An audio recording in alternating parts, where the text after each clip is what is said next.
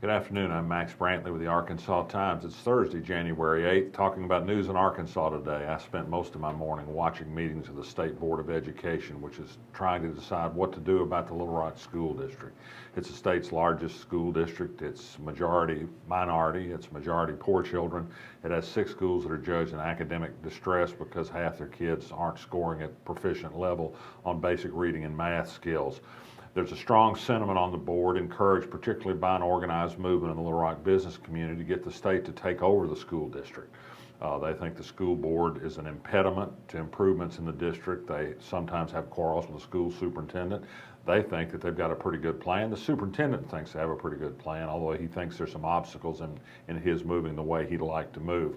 There was a moving speech this morning by John Walker, the veteran civil rights lawyer and state representative who sued the school district over the years. He made some interesting points, some very ironic. John Walker tried to keep the state in court over its failure to close the gap for black and poor children in the Little Rock School District. At that time, the state and prominent members of the business community said the state's obligation had been fulfilled, the district was desegregated, and the job was done. Now some of those same people are back saying, no, the district is not getting the job done, just what John Walker said several years ago. John Walker sees racism in this. He thinks that there was no movement to take over the Little Rock School District when a white majority was in control of the school board and when the white business community was deciding who would run the show and had superintendents that did their bidding. Walker thinks today's superintendent, Dexter Suggs, is of the sort to do the chamber's bidding, and that is build schools out in upscale West Little Rock while ignoring the needs of poor kids. It's an interesting debate. I think most people's minds are made up on that. The bottom line of today's meeting was to wait till January the 28th when the board will decide what to do. They can do nothing. They won't do that. They could take over the district. There's some movement by board members to say, why not just try to operate the 6 schools in academic distress? But that list is sure to grow. I think there are complications in trying to have dual operation of schools in the same school district. Some tough times lie ahead. I think it's every possibility if they do try to take it over, John Walker will go to court where he's on familiar ground. He says, after all, the 14th Amendment still applies in these United States. Also on an education topic, the Education Week magazine today released its annual report on the state of the schools. It ranked Arkansas 36 among the 50th states on the number of indexes used to do this rating, a C- grade. Not great, but not terrible. Could be worse. Could be Mississippi, which is a lot lower. The disappointing news was there was a focus on pre-K education. That's a place where Arkansas had once made great strides but hasn't increased spending since 2008. And the new governor, Asa Hutchinson, has been decidedly cool toward trying to catch Arkansas up on pre-K education. Enrollment has dropped in pre-K education. Kids who want slots can't get them.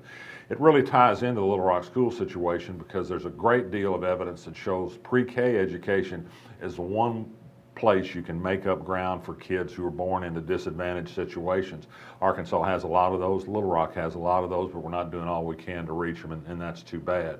The Supreme Court issued a syllabus of opinions today. Actually, it's their first week back after a long Christmas break, and so there are no formal opinions, just some routine actions. Not a hint, not a word about what's going to happen on the same-sex marriage case. Perhaps we'll know more later today, perhaps tomorrow, perhaps next week, who knows. It's only silence from the Supreme Court so far. U.S. Representative Steve Womack of Rogers sent a news release yesterday that said he's going to take advantage of the new Republican majority in House and Senate to try and blow life back into his proposal to amend the U.S. Constitution to ban flag desecration. That is, he wants to make flag desecration a crime.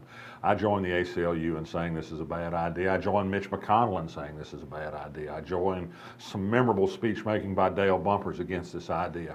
The idea of punishing speech is just repugnant to the American way of life.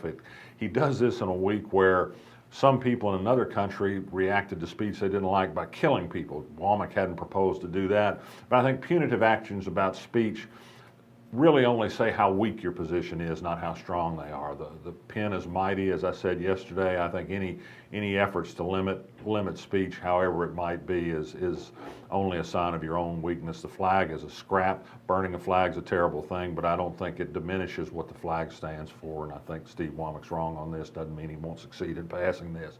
It is still cold outside, so cold that Oaklawn Park is putting off the start of the horse racing season down at the Thoroughbred track. They were supposed to start tomorrow. They're putting it off till January 15th of next week. I got a tip, I haven't confirmed it, but for old Little Rock heads, you might know there's apparently a real estate deal in the works for the Village Shopping Center across from UALR. This could mean at long last the demolition of the fabled Cinema 150, where I saw some pretty good movies. I remember a particularly memorable version of Fantasia back in the day of perhaps some artificial inducements to enjoy that movie. Anyway, we'll leave that there. And finally, one recommendation again for the Arkansas Times.